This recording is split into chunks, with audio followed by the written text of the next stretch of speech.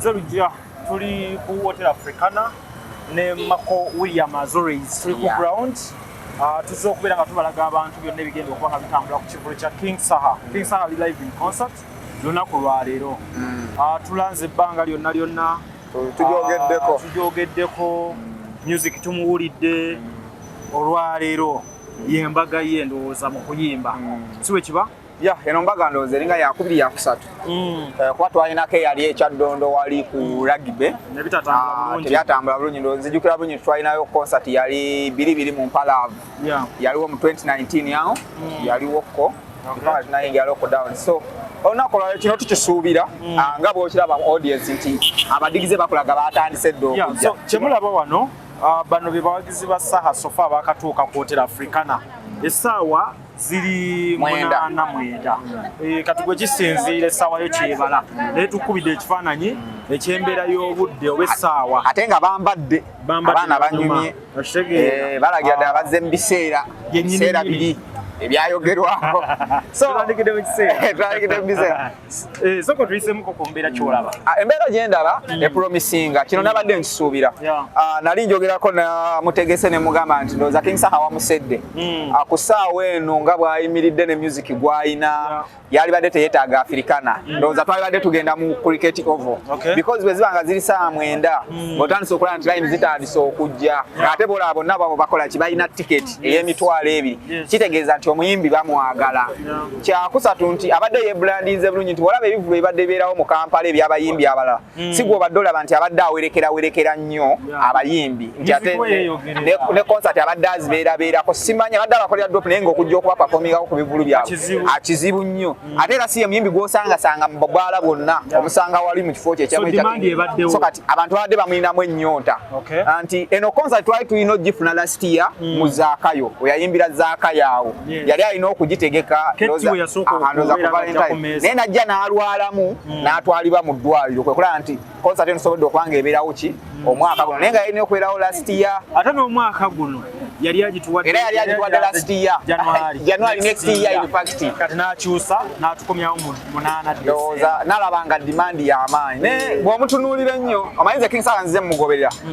nasooka omumanyira kayimba ke Lita nze nkayita Lita ne bagita Signal way back in 2014 we nasooka omumanyira nga muyimbi mulungi nayagalanga nnyo akayimba akalwalikizaako najja ng'ayimba naye nga bannayuganda baali tebamuwa matu nga tebamutegeera bulungi naye omugenzi radio bw'amala okufa 2018 awo nga gwako nti bannayuganda baafuna ennyonta nga tebakyalinawo vocalist era kyobola nti propaganda saagala oleete mu mboozi kati tuli ku music na muyimbi kyaliwo so kati mbadde ndi bamala okubeera n'ennyonta nga tebalinawo kyobalaba lwaki bw'aba waali conversation teyatambula nga bagamba Wizo yeegatte ku ye bakole combination naye laba agamba nga at least Saha can be a good replacement for Wizo for radio n'ataming up ne Wizo basobole okuba nga bahavinga ki duo yaabwe sigale ng'ekyatambula nga good life era bakolako ennyimba ozijjukira Mpalavu walulaba n'endala so ze bakola nyi so kati 2018 awo nga gwako Saha yatabuka yafulumyawo ennyimba zaali classe 2018 19 n'afulumya ennyimba ate mu lockdown n'akola ki n'ayongeramu kitabula nti abantu batandika ddala okumuweera obudde obumala nti ebiseera ebisinga weesanga mu bulamu bw'ensi nti tukola ebintu naye ng'abantu tebabiraba olw'okuba wabaawo ababikola okitegeera abalala kati ng'oli tayinza kulaba abiliteyo amaanyi go gayimiridde gata mu bintu by'okola naye oluvannyuma lw'okuvaawo kw'omuntu omulala abilite ye emala n'ekola ki ne yeeraga so kati abilite ya Saha yeeraga nnyo mu nvaawo ya leediyo ne Wizo kyobola biseera ebisinga ngamba n'abantu nti Palaso muyimbi naye akyalina ekimulemesezza naye olunaku lumu ekiremesezza Palaso Katonda bw'anaakita bwe kino ekivaawo abantu bajja kuwa Palaso obudde kino kye tuliko leero ku King Saha ojja tuuka ekiseera nti okiraba nti kijja kutuuka kibenga ku Palaso kimuliko because ne Palaso muki muyimbi nnyo bw'ati naye nga King Saha muyimbi mulungi ekisooka is one of the few artists we have in Uganda omanyi abantu abasinga tebakyawula abayimbi bangi naye ba artists batono complete artists omuntu gwotunya n'olaba ng'ayina ekitone omuntu asobola okwambaza engatono gy'okukola ki okumulaba okumuwagira be batono be tuyina and is one of the few vocalists we have here in Uganda. Ate nga ali talented nnyo. Nga oyongera okutubuulira ebimu ebikwata ku King Saha, njagala twongere okulaga abantu ekifaananyi kino nti bano sofa be mulaba be bawagizi abakatuuka mu budde buno. John Segawa Arts ne Buyu Studios ekutuusaako omuzannyo amakula The Golden Calabash ekimala ebitaano. Suubira okulaba ebyewuunyisa entuuko n'obukuubagano ebiri mu lugero olukwata ku mukwano, obuyinza n'amaanyi g'obwa Katonda nga bweyoleka. Chifu mukwawa akyali chifu mukwawa.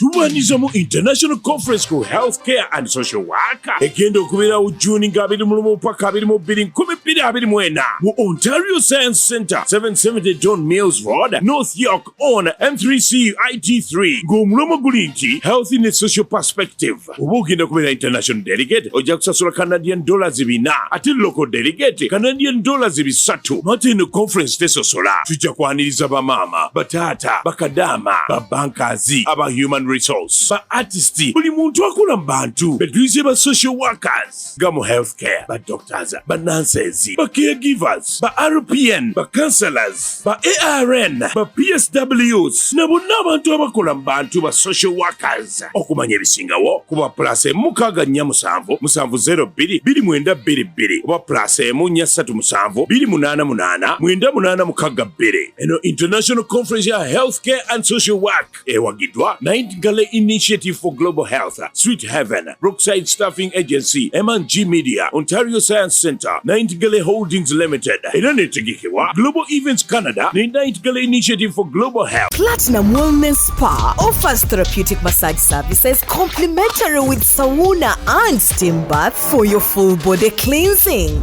You can now get a Swedish massage, hot stones, sport massage, aromatherapy, salt ability hot stone therapy, Moroccan bath hammam, jacuzzi, and many more therapeutic massage varieties. We are located along Lukuli Road near Teletubbies Primary School, off Rumala Access, Kongebuziga. Call us on 0708-842-821.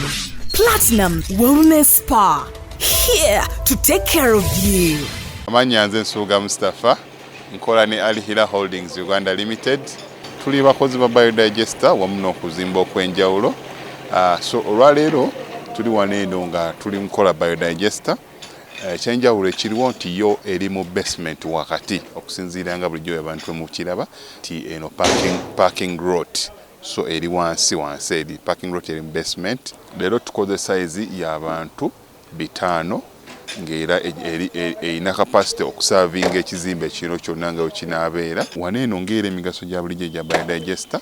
tebagenda kunuunamu. Atwetaaze ku namba z'essimu 07017669992 ne MTN 0789224230. Enamba ezo zonna kweziri ku WhatsApp. Morris Cakes and Events Limited bakola cakes eza birthday, okwanjula, baby shower, bridal shower, mu buli design yonna gy'oyagala, traditional cakes n'ebika ebirala. Kw'ossa n'okutegeka emikolo ne girabika bulungi. Basangibwa wa Kaliga okumpi n'akatale k'aba veteran ku namba z'essimu z'olaba wansi awo ku call ne WhatsApp. Kola order keke kutuukako yonna gy'owangaalira. Mariam Massa mukyala muyimbi, mukyala muzadde, ayimba music, abuulirira ate azimba. Alina akayimba akapya bakayita eddembe ly'abato, omuli obubaka obukwata ku baana n'abakulu. Kanoonye ku YouTube channel Mariam for Children ne Facebook Mariam Music. Ebiseera ebisinga tubuzaabuzibwa wakati w'abawagizi abasooka ku Kivulu oba ku miryango n'abantu abali mu sweep. Sweep ye mbeera gye basooka otteekawo nga ba service provider bonna babafulumiza ebweru balongoose ekifo, then babeere nga babaddayo okuyingira. Atunda chapati atunde n'omu kyakola kikole. Kati bano be tuli nabo wano essaawa eno be bawagizi. Era obalaba nti bosi ba service provider. Wakati obalaba ennyambala yaabwe, bano be bawagizi bennyini. Singa badde ba service provider singa olaba eploni, wali badde olaba t-shirt by'amakampuni gye bakolera oba ebitongole ebyenjawulo bye bikolera. Naye buli olaba omuntu ng'ayambadde n'anyirira, kitegeeza ye muwagizi. Obalaba abaana byabadde tuzze nno muki kati nno wano woyawulira audience ya Saha erimu obwana erimu obwana obumanyi music obwana obutambuza omusaayi ono si Naalongo mukabaawo ekinyumiza kiri kimu nti olwaleero gwe wennyini kati wano manyi lwaki tugenda nkubuulira nze manyi lwaki tugenda kuvaawo nkubuulira ebyaddala kyokikubuulira so embeera y'abawagizi tugibalaze engeri gyefaananamu naye nga tubasuubiza tugenda kubalaga event eno nga bwegenda okutandikira ate paka wagenda okukomekereza nga ali ku stage lwakuba nti ndi worried nti tetugenda kufuna ekyo kyetubadde tuteekeddwa okufuna mu Saha nti abayimbi bangi bayagadde sheeno bayagadde okumuwerekerako obalabye mu rehearsals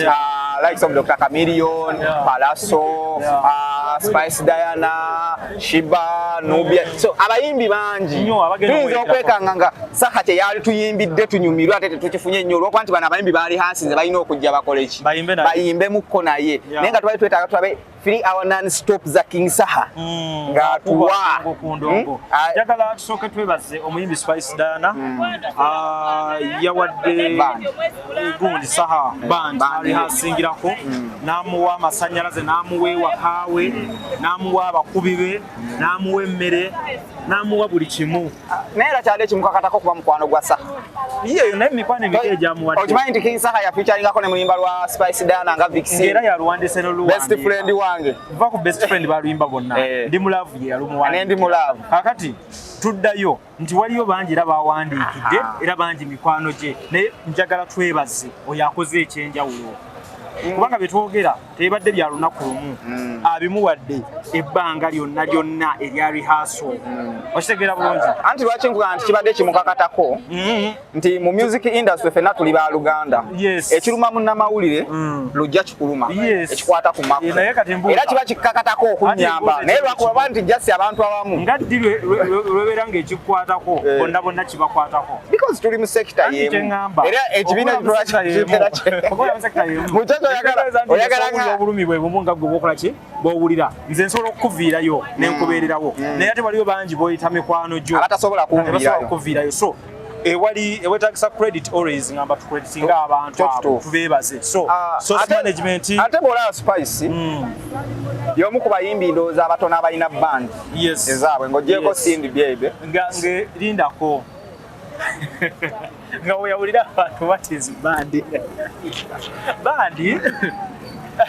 si bivuga byokka n'abakubi nadda si mubi kyogera kituufu okitegeera kati I think jaga tubere bamazima waliwo omuyimbi okuba nti asobola live ne wabeerawo omuyimbi okuba nti ebiseera ebisinga yaperformingira ku live nga letuwebuuziza agijjawo oba agifuna atya ne wabeerawo omuyimbi kati olwaleero eyakakola ekyenjawulo Spice Diana ye n'agigula nga ye okitegedde ekintu ekyo n'afuna n'abakubi nga yabasasula okitegedde n'agula emmotoka nga yabyuma manyi lwaki yalina ogigula ebiseera ebisinga ngamba nti Spice bwe yali mu Kivulu ekyaggwa so yeyaggwa ebigambo byali bingi ebyamuyitirirako n'amala mwenyini n'amala n'atugamba mwali mwagala nyimbe nga Beyonce nga siringa Beyonce okitegeera so kati mu mbeera eyo nga weetegekera oba okutegekayo Ekivulu mu maaso awo abantu bano abaakuzalawa nti tosobola kukuba live weetaaga obeere ng'obakakasa nti okuba live ate ebiseera ebisinga ebyuma bya bandi bino biri very expensive okubanga obifuna oli hasinge nabyo nti sente z'osobola oteekamu omuntu omugezi ate ng'alina kyatagetinga mu maaso ng'alina kyalowooza ekifaananyi ekirungi eri music kisingako okubeera ng'opangisa oli hasinge than having your own kisingako okubeera ng'ogula eyiyo than okupangisa obeere ng'okola ki ng'oli hasinga because ate obudde ng'opangisiza tebagenda kuwa full time nga gy'oba nayo ng'olina bandi kuba kati Spice essaawa zino ne bw'aba abadde yeebase n'azuuka nawulira nga ayagala kukubamu agamba bugambi abakubi tutandike olwaleero kye nalabye nga advantage nti buli muyimbi olwaliro wagenda n'alihasinga naye oba n'agikolesa ne Spice Diana kinenge ekikola ki ekimwongerako kuba kati yabadde mu show ya Saha mu rehearsals ng'olaba nti akyenyigiddemu wakati nga walaba ku touch ya Bafana walaba ku touch ya Big Eye walaba ku touch y'abayimbi ab'enjawulo naye nga wakati mu mbeera era Sheebah ye yaganye okulihasingirako anti yadde tasobola era yali hasingidde walala oba yadde ku maestro n'abyo ba maestro nga yadde maestro bagita Africa kainda kalokasita bwe yakolera Sheebah ye we yakoledde anti kati obuzibu bujja kujja ku stage bw'anaatuuka ku stage nga abakubi ba Spice be bakuba nga bakubanga tugenda kukiddako naye nga noti tebazimukwatidde bulungi ze balina omukubira olaba kandi bwenaamulabisa ate tugambe nti tagisobola baba bakigenderedde awo balina okubeera nga bamanye ennyimba zabaga practice make perfect okitegera bano abagenda okukuba wano tosuubira nti Saha agenda kufuna bandi endala emukubire era bandi gy'abadde akozesa mu rehearsals because ennyimba ebeezi mazo zimasitalinga anotisi zonna zalina okuyingiramu ne zalina okufulumiramu zonna bazikoze eki bazikutte bulungi balina okuba nga bakolaki bamukubira bwe kinaatuuka nga Sheebah zze yaganye okulihasinga nabo olwa bubiifu buno obw'ekisiru natuuka nga tebe balina omukubira kinaabaawo kitya ebiseera ebisinga mweno business tulina okugyawo kye bayita beef tugende for business omuntu ne bwoba tomwagala ne bwoba tokola ki olina okusooka ebyo n'obizza ebbali osobole bwaba yadde takyagala ng'awulira nti tasobola kulihasingira wali ebyokuyimbirako no yalibirese n'agala no kankuwagire nzije ngulete bondabe but I will not. Naye on the other side njagala okwebaza Sheebah in this business oba kyetuyita show business generally ebintu ebiti byetaagisa yes nti omwagizi wa Sheebah ajja kitegeera nnyo nga tagenze wa Spice kulihasinga okitegeera and again omuwagizi wa Spice akifunamu nnyo okulaba nti Sheebah atidde okujja eno okulihasingira eno so yendonge kyekitambuza endo anti kati eno challenge era eddayo ewaani ewa Sheebah nti kati alina okukola ennyo okulaba ng'agula bandi eyiye si kya buli omu no anti lwaki nkulaga ekyo nti next time singa incident etuukawo bweti abeere n'ababe okitegeera nti time bwetuuka nga yalina okulinnya ku stage ng'ababe bagamba katujje tukube kubire omuyimbi waffe mutuweemu tukole ki tukube mu incident ng'eno ate kino kirungi tijokoma okubeera ne bandi eyiyo oyongera okukola practice buli wokola practice oyongera okumastaringa music we yagenda twakoowa ebintu bya CD because ebintu bya CD tubeera nabyo mu mabaala nga tutamidde whisky netuba nga tubiwulira naye twaganya okujja okulaba ku bandi bakubye batya bagasse batya okitegeera biyingiddemu bitya tusobole okuba nga tunyumirwa yegisi gye twetaaga mwene endongo tolowooza nti abantu abazze wano okulaba King Saha abadde tulina music we tebasobola muzannya ku ufe ewaabwe naye bazze olwokuba basuubira kiri kyagenda baba bamanyi muyimbi vocalist okitegeera alina okubawo ekyo kyebakola ki kyebaagala nti omuyimbi agala awulire ebiseera ebyo ng'oli abikuba ku bandi bwati ebiseera ekitegeera afiiringa ingire mu vibe eyo okusinga bonakuba okubi ku CD tubenga ekiriwo ekipya nti bukyanga twavudde mu battle wakati wa Cindy ne Sheebah kati olwaliro Abannayuganda bayongedde otegeera music ekyo kyo nkimanyi bumanya era abantu bamanyi kati kikye bayita live band so this is a wake up call eri buli muyimbi ng'ebyaddala okkiriza nti kiyinza okuba mu live obulamu tekikwetaagisa kugula bandi yo oyinza okuba obusobozi tobuyina naye just accepting nti yinza okuba nyinamu obunafu wano olwagala wabanga Spice Diana asobola okuwa space nga tomuyinaako buzibu genda okole olihasinge okubemu okitegeera si Spice Diana yekka mubeereko kyakyezize mwekwatako okitegeera ziba n'ebyuma ababeera idol mu week kyokola abayimbi abava mu kyaki abasinga bonna babadde most they are talented balungi olaba akana kano kanina Rose okalaba okajja ne kakuba ebidigida byako byonna byonna my friend Nina Rose asobola kuwa performance ennungi ate Zafalani nga tomwogerako Zafalani ndowooza y'omu ku bakyala abasinga kati okuba live wa tabbu Zafalani muyimbi wa amaanyi wa Swangs Avenue performingirako watu mulabi shows ez'enjawulo era ne wano oyinza okumulaba ku live nnyo atali mulungi anti ayinza okuba mulungi eyo gye mubeera omuyimbi omulungi teyeetaaga nnyo nakulihasinga aba ayina kati kamiliyoni kamiliyoni tokyamugamba nti jangu olihasinge wogumuweera bwoguti nga nti nkulaga nti tubadde ku bivulu bingi nga teyalihasinze n'ayingira n'agukwata bwansi n'owulira nti ayimbye n'okusinga nanyini otwali wano e Kololo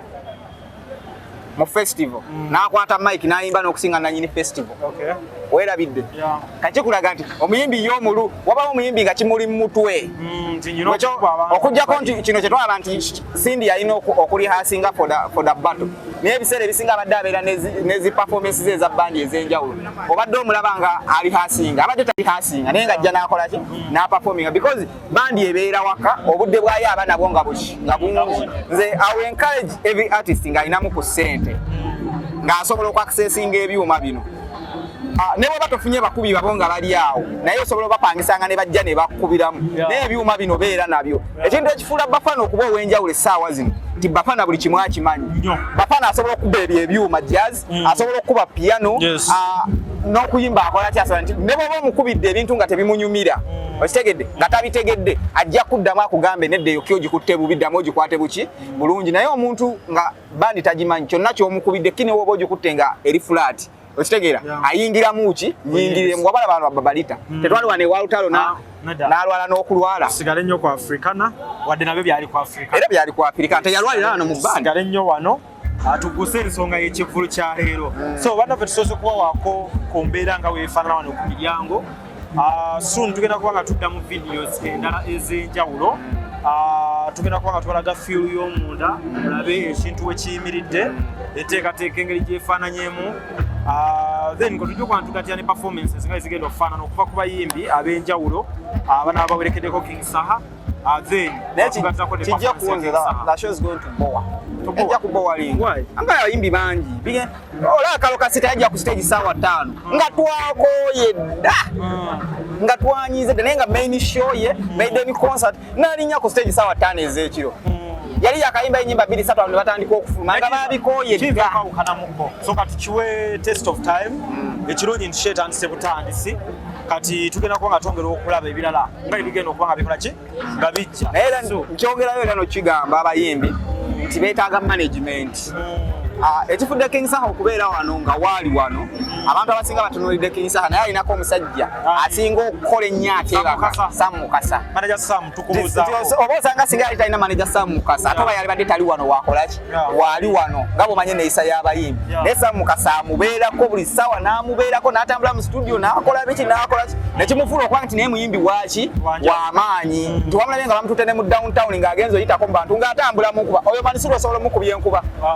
oyo mwana we Kasenge mubakola awuliriza manager naye our management respect tosobola kola interview ya Saha nga toyise wa Sam Mukasa era soka kubira ku manager Sam oyogeddeko ne Sam okitegeera Sam bw'akukkiriza then nga bakuwa guide ng'ogendoka bw'aba takukkiriza tosobola gikola so kati abayimbi nja basaba nti bw'oba ofunye management respect the management bw'omala okurespectinga management ojja kutuuka ku bino okitegeera nti olwaliro abantu bakedde ku layini ya King Saha not because nti tiyasinga ennyo naye branding ye nga ye kolaki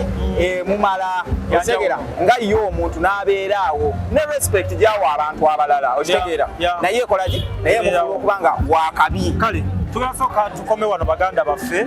naye nga mbagamba nti kwe tuli nnyo ku Capital naye gwe wensunze kola akayimba aka Saha ekyennaku akayimba kenzize enjagala